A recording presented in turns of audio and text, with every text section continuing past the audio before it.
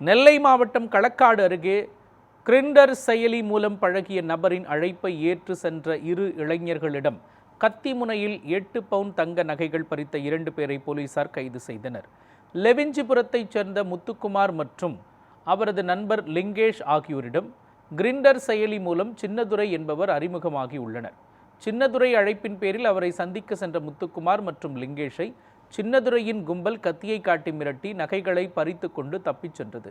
முத்துக்குமார் அளித்த புகாரின் பேரில் ராதாபுரம் போலீசார் வழக்கு பதிவு செய்து விசாரணை மேற்கொண்டதில் நெல்லையைச் சேர்ந்த சின்னதுரை மற்றும் ஸ்ரீராமநாதன் ஆகியோர் சம்பவத்தில் தொடர்புடையவர்கள் என்பது தெரியவந்தது. இதையடுத்து இருவரையும் போலீசார் கைது செய்தனர். மேலும் தலைமறைவாக உள்ள கூட்டாளிகளை தேடி வருவதோடு பறிக்கப்பட்ட நகைகளை மீட்கவும் நடவடிக்கை மேற்கொண்டு வருகின்றனர்.